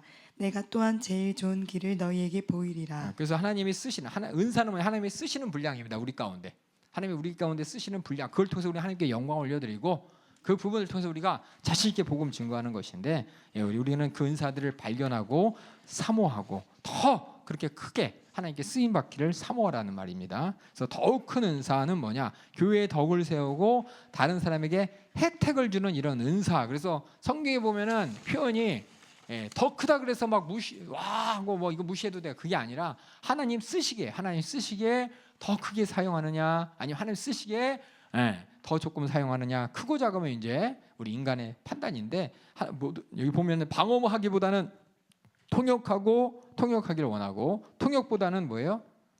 예언하기를 힘쓰라 그랬죠. 이거 화살표가 잘못했죠 하나? 그렇죠? 방언하기보다는 통역하기보다는 예언하기를. 우리 고린도전서 14장 4절 5절 한번 읽어주세요. 방언을 말하는 자는 자기의 덕을 세우고 예언하는 자는 교회의 덕을 세우나니 나는 너희가 다 방언하기를 원하나 특별히 예언하기를 원하노라. 방언을 말하는 자가 만일 교회의 덕을 세우기 위하여 통역하지 아니하면 예언하는 자만 못하니라. 그래서 뭐냐, 하나님이 더 큰 은사라는 이 기준은 뭐냐면 교회 얼마큼 전체적으로 덕이 되느냐에, 물론 그 방언을 통해서 많은 사람이 보면서 야, 저 사람 방언하니까 하나님께서 저 사람한테 은사를 주셨고 하나님 살아계시구나. 그 본인은 야, 내가 방언 은사가 구원받았구나. 그 기쁨의 모든 것을 바라보면서 우리가 하나님께 영광 올려드리는 일이지만은, 그거보다는 더 사모할 게 뭐냐, 한 사람 그 사람뿐만 아니라 모두를 위해서 통역하는 것이고, 더 나아가 예언하는 것까지 하나님께서는 더 큰 은사를 사모하라고 이렇게 말씀하셨습니다. 그래서 어떻게 더 큰 은사를 우리가 구해야 되는가? 그러면 하나님께 그것을 뭐냐, 막무가내로 주세요가 아니라 우리 하나님이 인격적으로 내가 왜 은사를 받아야 되는지에 대한 자세한 이유를 알고 하나님께 기도하는 거죠. 그래서 우리가 은사 집회할 때 담임 목사님께서 무조건 주세요가 아니라 내가 왜 그것을 필요해야 되는지 하나님과 관계 가운데 이렇게 서원하고 소원하기를 기도하라고 하셨죠. 그리고 두 번째로 바른 동기에서 구하고 있는 걸 점검해야 돼. 진짜 교회 덕을 위해서 기도하는가, 아니면 나의 옆에 봤더니 제 방언해. 나도 방언 안 하면 큰일 날 것 같아. 옆에 봤더니 더 큰 은사를 봤어. 나는 뭐야? 그렇죠? 우리 은사 받은 사람 일어서세요. 그런데 갑자기 옆에 사람 나보다 신앙생활 잘 못하는 애가 일어서 버렸어. 가만히 봤더니 나도 안 일었으면 무시당할 것 같고, 이런 생각하지 말라는 거예요. 바른 동기에 의해서 하나님의 영광을 위해서 구하는 걸 스스로 점검하고, 그래서 교회 덕을 세우고 하나님께 영광을 올리는 순수한 동기를 항상 가지고 구해야 되는 것입니다. 성경에 보니까 마술사 시몬이 이 베드로가 기도하는데 막 사람들이 방언이 막 터지니까 그 성령의 은사를 자기도 받고 싶은 거야. 왜? 그걸로 돈 벌려고, 자기 영광을 위해서. 그게 안 된다는 거죠. 베드로가 책망했습니다. 큰 은사가 있을지라도, 그리고 무엇보다도 뭐냐, 사랑이 없으면 아무것도 아니라 그랬습니다. 여기서 중요한 게 사랑이라는 거. 사랑은 언제나, 사랑이 제일 큰 그거라고 사랑장에서도 얘기하잖아요. 그 사랑이 어떤 사랑이냔 말이에요. 결혼식 할 때 남녀가 만나서 사랑은 언제나 오래 참고, 그 사랑인가요? 우리 하나님의 사랑이 하나님의 사랑. 하나님의 사랑은 어떤 사랑입니까? 불쌍히 여기는 사랑이에요. 지옥 가지 않기를 원하는 사랑입니다. 그 지옥 가지 않기를 원하는, 그 사랑의 복음을 받아들이고 예수 믿기를 원하는 그 사랑이 제일 크다는 거지. 그 사랑 안에서 모든 걸 구해야지. 수많은 산을 옮길 만한 능력 있고 있어도 그 사람을 구원하고자 하는 내 마음이 없다면 이건 뭐예요? 자기의 영광 나타나겠다는 것이고 하나님 뜻과 상관없다는 뜻이잖아요. 근데 세상에서는 이것을, 성경을 오해하니까, 그렇죠? 사랑장 하나만 딱 보고 맞아, 우리의 사랑은 변함없네, 제일 크네, 영원하네, 막 찬양하면서 막 서로 막 눈빛이 찌릿하면서 막 사랑을 다짐하지만 인간적인 사랑이야. 이건 하나님의 사랑을 얘기하는 겁니다. 사랑장은 여러분들이 결혼식 할 때 사랑 노래, 그 사랑장에 있는 노래, 그 주님의 사랑을 근거로 해서 우리가 사랑을 해야지, 그런 사랑을 위해서 주님이 쓰시는 복된 기업이 우리 가정이 되게 해주세요 그래서 그 사랑 노래 불러야지. 그건 상관없이 야, 우리 행복하게 오래오래 천년만년 살아보자, 변치 말자, 그런 의미에서 사랑장을 축하를 하고 사랑장을 노래하면 이거 성경과 잘못된 겁니다. 완전히 반대로. 그래서 모든 은사 중에 제일 큰 중요한 게 사랑이라고 고린도서 3장 13장 1절에서 3절 한번 읽어주세요. 내가 사람의 방언과 천사의 말을 할지라도 사랑이 없으면 소리나는 구리와 울리는 꽹과리가 되고, 내가 예언하는 등이 있어 모든 비밀과 모든 지식을 알고 또 산을 옮길 만한 모든 믿음이 있을지라도 사랑이 없으면 내가 아무것도 아니요, 내가 내게 있는 모든 것으로 구제하고 또 내 몸을 불사르게 내어줄지라도 사랑이 없으면 내게 아무 유익이 없느니라. 이 사랑은 하나님이 우리를 사랑한 그 사랑, 절대로 지옥 가면 안 되기 때문에 독생자까지 보내주신 그 사랑, 내 영혼 구원, 수많은 사람이 지옥 갈 것을 방가르는 그 사랑이 내 안에 있고, 그 사랑 가지고 통역을 하고 예언도 하고 병도 고치고 그래야지. 그거 상관없이 만약에 그런 은사가 사랑 없이 그냥 어떤 신비한 거, 와 신기하다, 와 저 사람 대단하다, 이걸로 끝난다면 그 은사는 잘못된 것이고, 그 은사는 하나님이 쓰시는 은사가 아닐 수가 있다는 겁니다. 그러니까 여러분이 잘 분별해 주시기 바랍니다. 분별하셔야 돼. 이렇게 야, 저희 같더니 저 사람 되게 은사가 많어. 뭔데? 야, 예언을 얼마나 그냥 기가 막혀. 저 사람 기도하면은 막 부자가 돼. 응답이 그냥 즉각이야, 즉각. 근데 그 응답도, 그 기도도 그 안에 영혼 구원의 사랑이 없다면 과연 그것이 하나님이 주신 은사냐? 여러분 속지 않는 여러분 되길 바라겠습니다. 네, 그다음에 또 우리 14장 1절 고린도서 14장 1절 또 읽어주세요. 사랑을 따라 구하라. 신령한 것을 사모하되 특별히 예언을 하려고 하라. 뒤에 보면 예언의 은사에 대해서 다시 말씀드리겠지만은 이 예언이라는 게 성경에서 얘기하는 예언이 세상에서 얘기하는 예언과 달라요. 세상에서 얘기하는 예언은 뭐예요? 미래일을 맞추는 거죠. 성경에서 얘기하는 예언은 뭡니까? 그 사람이 영혼의 때에 대해서 얘기하는 거예요. 그러니까 뭐예요? 예언하는 사람이 그 사람 회개케 하기 위해서 하나님의 말씀을 전하는 것이지, 예언이 막연하게 그냥 앞으로 무슨 일이 있을 거야. 아니 성경의 선지자들도 그랬잖아요. 선지자들이 뭐라고 예언했습니까? 화 있을 진저 하고 예언했어요. 너희들이 이 행태를 보니까 하나님의 심판이 가까웠다. 하나님께서 이렇게 심판하실 것이다 라면서 미래일을 얘기했어요. 그렇죠? 심판에 대해서 얘기하는 이유가 뭐예요? 지금 회개하라는 거죠. 이게 뭐냐? 성경에서 얘기하는 예언이에요. 선지자의 예언. 물론 선지자의 예언 가운데 앞으로 하나님께서 이렇게 하실 것이다라는 미래에 대한 예언도 있어요. 뭐 얼마나 사람들이 얘기하는. 근데 선지자가 했던 말 중에 거의 90% 이상은 회개하라는 것입니다. 특히 하나님이 구속의 사건에 있는 사건에 대해서 예언한 게 이제 10% 안짝 그 정도고 나머지는 다 회개라는 예언이었어요. 이것이 뭐냐? 지금도 똑같다는 거예요. 성경에서 뭐 예언의 은사 하니까는 예언으로서 그래서 나는 어느 집으로 가야지 내가 땅값이 오르나요? 집값이 어떨까요? 뭐 이런 거 물어보고 앞으로 살 집이 어떤지 한번 이렇게 그려주세요. 앞으로 내가 이사 간다고 살 집인데 하나님이 내게 주신 축복이 있는데 축복으로 이루어질 그 기업이 어떤 기업인지 한번 얘기해 주세요라고 하면서 이렇게 뭐 세상에 점치듯이 점쟁이 찾아가듯이 무당 찾아가듯이 예언해 달라는 거 성경에서 있는 예언하고 전혀 다른 겁니다. 근데 세상은 그렇게 보죠. 세상은 모르니까 성경에서 예언 은사 얘기 듣고서 그럼 하나님께서 그 사람에게 미래 일을 맞출 수 있도록 한 거야? 저 사람 예언 은사 받았대. 와, 저 사람한테 쫓아가서 뭐 좀 물어보자. 그래서 돈사 들고 가가지고 물어보는 점쟁이 취급하는. 자신도 예언 은사가 뭔지 모르니까는 막 하나님이 주신 은사가 막 감당이 안 되니까는 그거 가지고 이제 결국 점쟁이처럼 하는. 이건 결국 하나님의 은사로 시작되면 불의 병기로 멸망으로 심판으로 끝난다는 거예요. 여러분 잘 아시면서 분별하지 못하면 이렇게 속습니다. 분별하지 못하면 속아요. 마지막 때 수많은 사람이 내가 예언자다 하면서 막 그 모든 것들을 기가 막히게 맞춰대고 그러면 여러분들 와 성경에 나온 예언자인가 보다 선지자인가 보다 우르 쫓아가서 망하면 안 돼요. 하나님의 은사를 주신 목적과 하나님이 원하시는 사랑에 그 사랑 안에서 하나님의 은사를 주신 이유가 뭐냐 잘 알고 여러분이 분별하셔야 됩니다. 그 다음에 그래서 현재 주신 은사를 내가 잘 활용하고 있는가. 은사는 하나님의 주권적인 일입니다. 어떤 사람은 왜 하나님이 나에게 은사를 주지 않을까?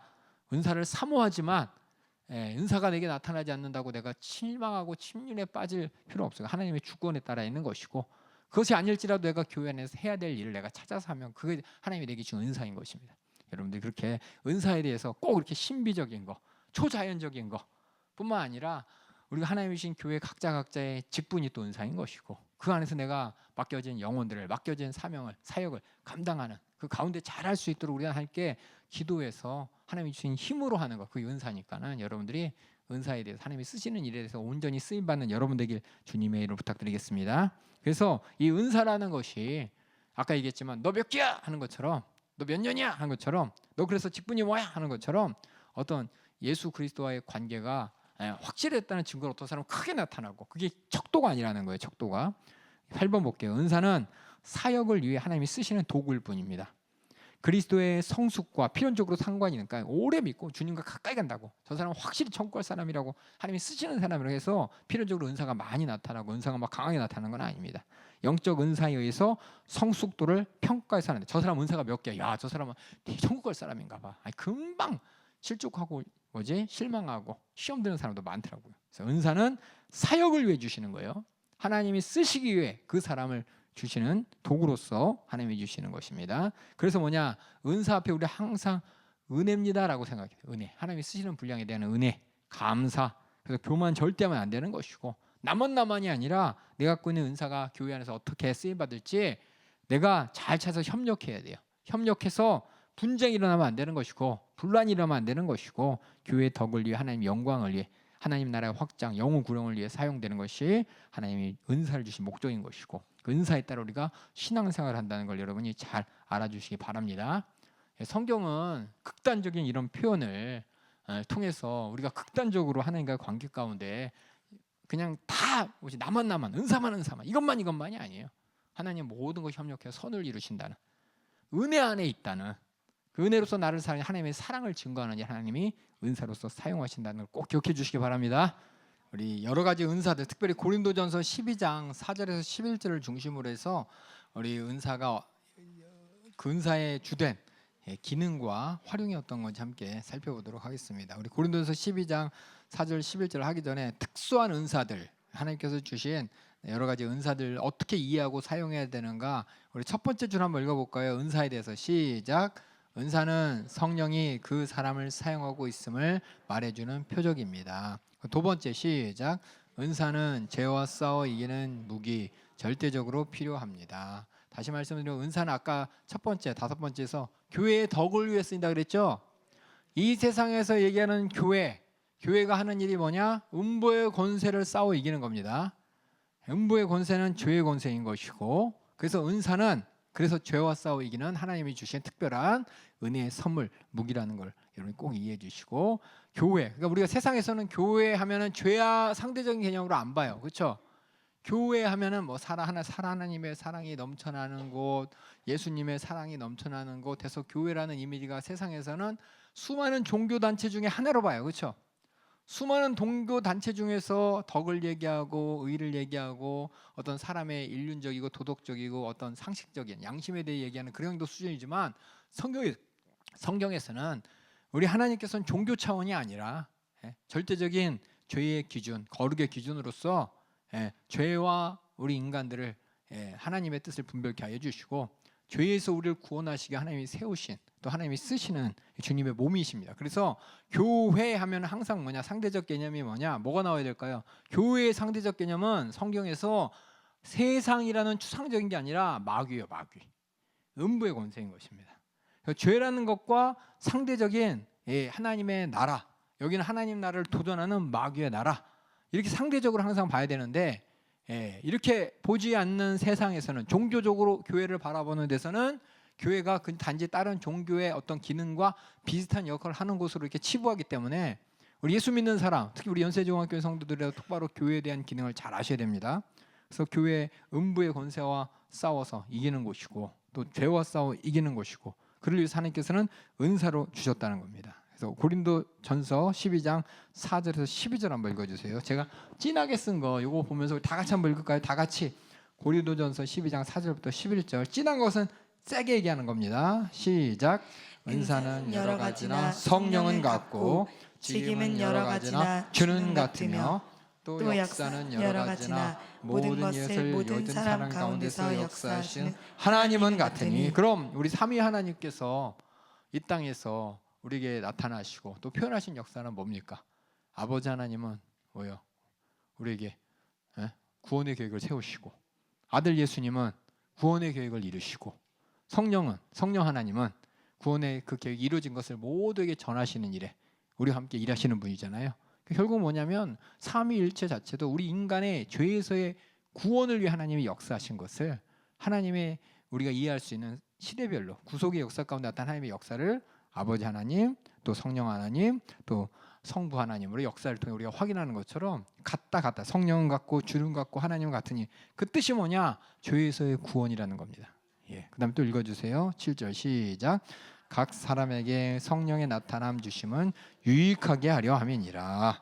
어떤 얘기는 성령으로 말미암아 지혜의 말씀을, 어떤 얘기는 같은 성령을 따라 지식의 말씀을, 다른 얘기는 같은 성령으로 믿음을, 어떤 얘기는 한 성령으로 병 고치는 은사를, 어떤 얘기는 능력 행함을, 어떤 얘기는 예언함을, 어떤 얘기는 영들 분별함을, 다른 얘기는 각종 방언 말함을, 어떤 얘기는 방언을 통역함을 주시나니 이 모든 일은 같은 한 성령이 행하사 그 뜻대로 각 사람에게 나눠 주시니라.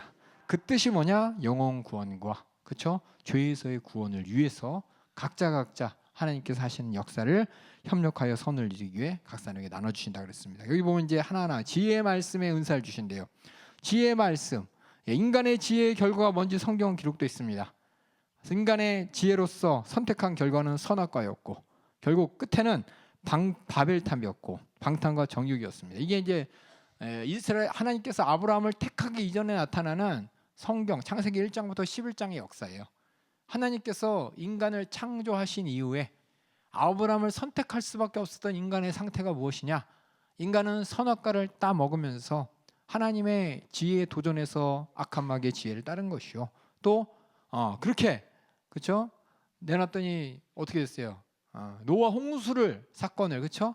다 진멸하고 심판할 만큼 죄가 관영하고 하나님을 모르니까 심판할 만큼의 인간의 지혜의 결과는 자기가 하나님 되려는 것이고 자기 기준으로 사는 거예요. 하나님 보실 때 악분이고 심판받을 수밖에 없는 상황밖에 안 되는 거예요.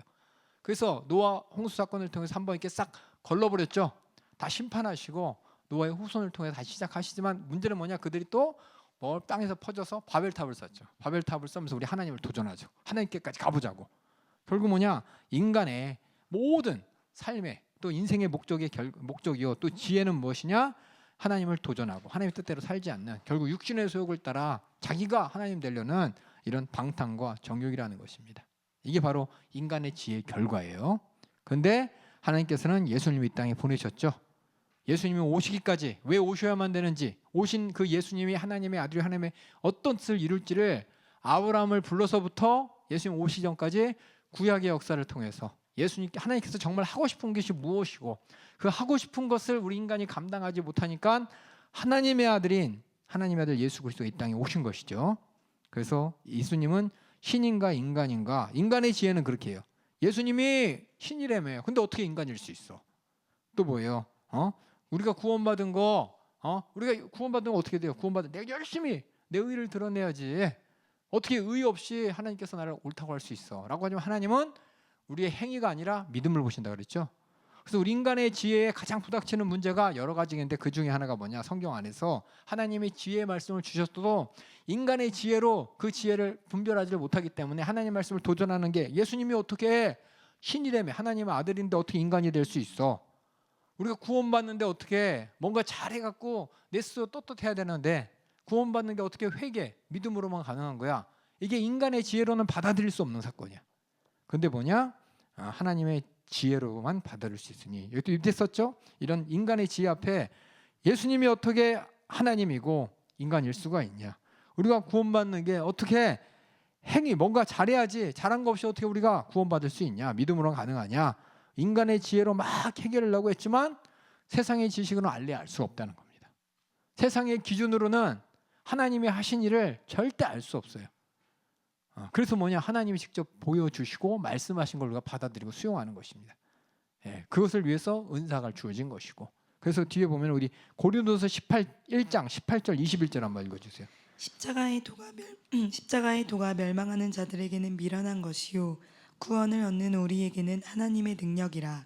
기록된 바 내가 지혜 있는 자들의 지혜를 멸하고 총명한 자들의 총명을 폐하리라 하였으니 지혜 있는 자가 어디 있느뇨 선비가 어디 있느뇨 이 세대의 변사가 어디 있느뇨 하나님께서 이 세상의 지혜를 미련케 하신 것이 아니뇨 하나님의 지혜에 있어서는 이 세상이 자기 지혜로 하나님을 알지 못하는 고로 하나님께서 전도에 미련한 것으로 믿는 자들을 구원하시기를 기뻐하셨도다. 아무리 신학이 발달한다고 해도 그것이 하나님을 온전히 알지 못합니다. 하나님을 알 수 있는 방법은 하나님의 전도, 복음의 말씀을 통해 내가 회개하여 죄사함 받고 내 안에 성령이 내 안에서 경험시켜 주시는 그래서 하나님의 살아계심을 경험하는 그 믿음의 결과밖에 없습니다.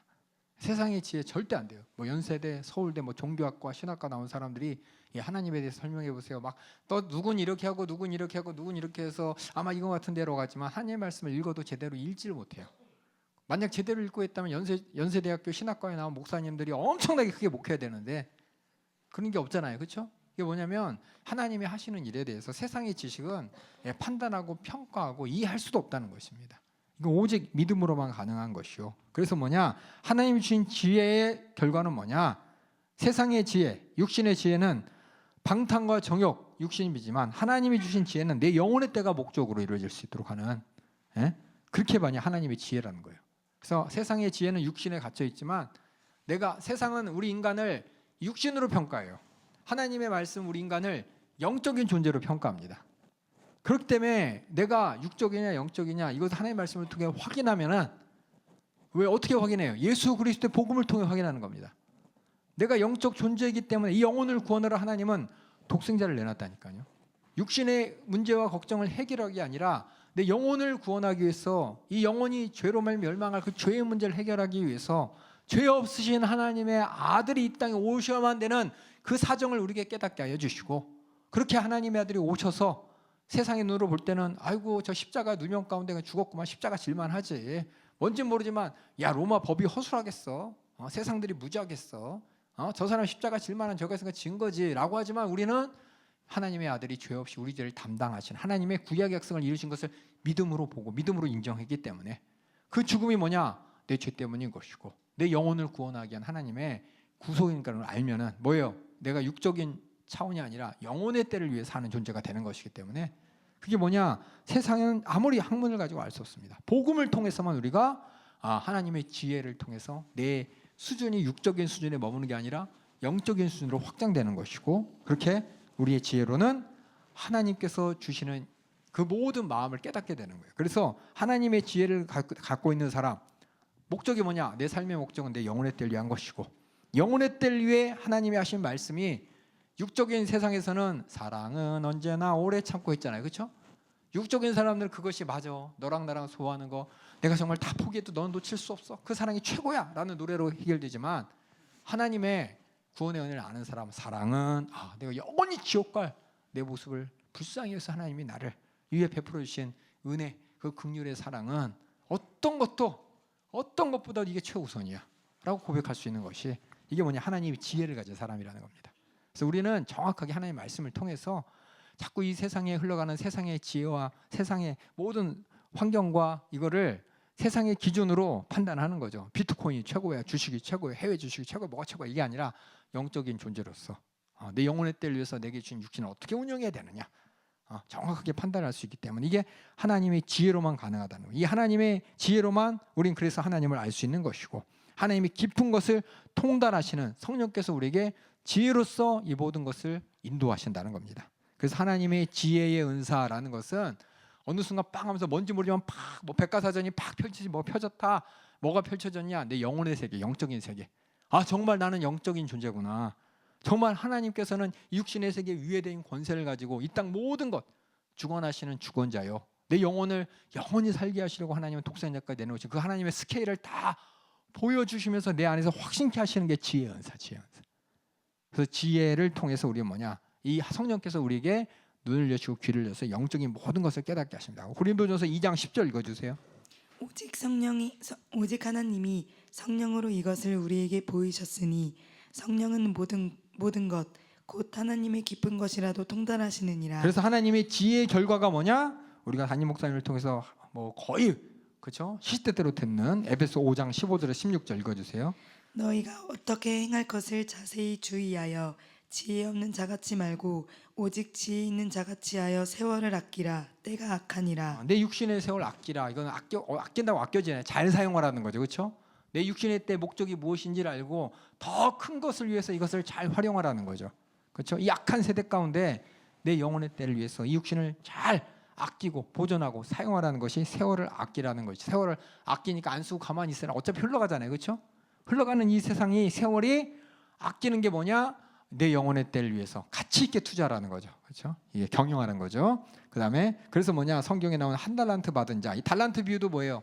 주님 오시는 재림을 기대하면서 우리 과연 어떻게 살아야 되느냐?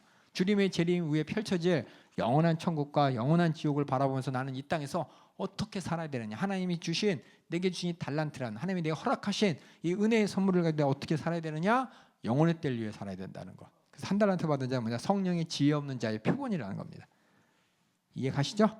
그러니까 지혜의 말씀은 그래서 똑같은 말씀이지만 지혜로 그 말씀을 본 자는 그 사랑이 아니에요.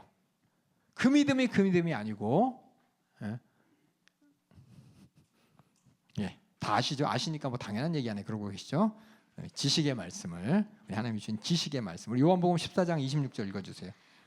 보혜사 곧 아버지께서 내 이름으로 보내실 성령 그가 너희에게 모든 것을 가르치시고 내가 너희에게 말한 모든 것을 생각나게 하시리라. 똑같은 성경을 읽었을 때 그 안에 나타난 하나님의 심중을 아느냐 모르느냐, 오직 성령으로만 그 하나님의 심중을 알 수 있다는 겁니다. 제가 여러 번 말씀드리죠. 우리 속썩이는 자식한테 부모가 나가 죽어라고 했을 때, 그렇죠? 너 집에 들어오지 마. 호적에서 파낼 거야라고 했을 때 그 심중을 알 수 있느냐 없느냐. 하나님의 심중을 알 수 있게 하시는 것이 뭐냐? 하나님이 주신 지식의 말씀입니다. 유대인들의 지식은 뭐예요? 성령으로 알지 못하고 육신으로 보니까 예수 저 나사렛 출신 아니야. 저 요셉 아들 아니야. 목수 요셉 아들 아니야. 자신이 인간주의, 자신이 하나님의 아들이래 라면서 인간의 지식은 예수 그리스도를 신성 모독죄로 죽여버렸죠. 하지만 성령의 지식은 예수님이 누구예요?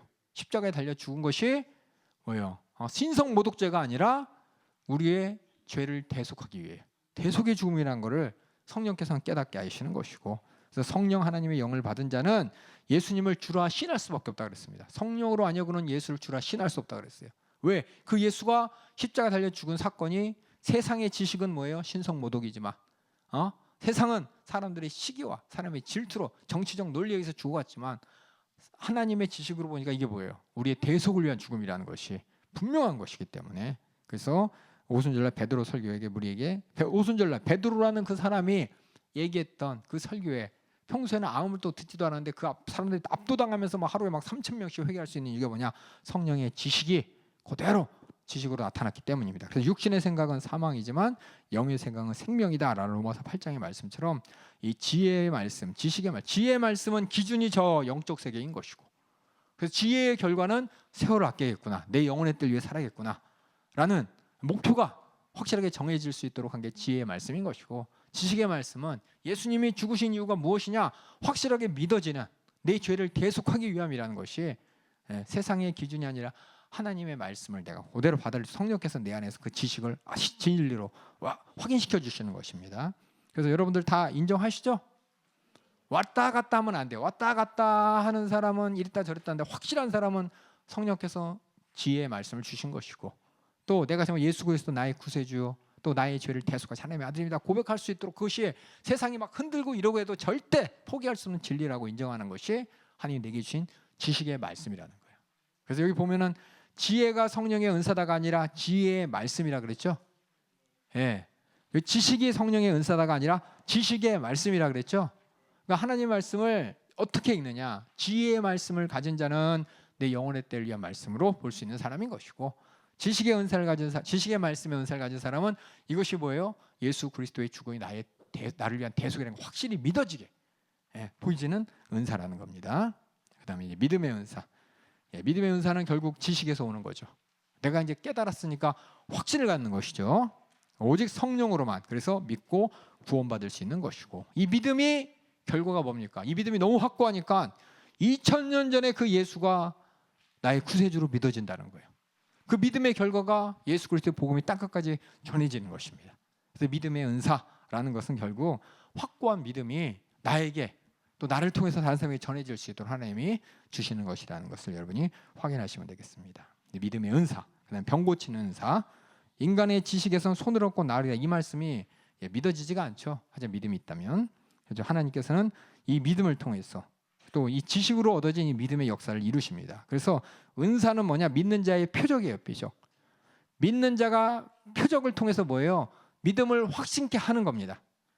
내가 알고 있는 지식이 확실하다는 것을 내가 다른 사람에게 전가하는 거예요. 그래서 누가복음 16장 17절, 우리 20절 한번 읽어주세요. 믿는 자들에게는 이런 표적이 따르리니 곧 저희가 내 이름으로 귀신을 쫓아내며 새 방언을 말하며 뱀을 짚으며 무슨 독을 마실지라도 해를 받지 아니하며 병든 사람에게 손을 얹은즉 나으리라 하시더라. 제자들이 나가 두루 전파할세 주께서 함께 역사하사 그 따르는 표적으로 말씀을 확실히 증거하시니라. 그 표적을 통해서 믿는 자들에겐 표적이 나타나고, 믿는 자들에게 하나님께서 요구하신 게 뭐냐? 그 확실한 예수 그리스도 복음을 전하라고 하셨잖아요.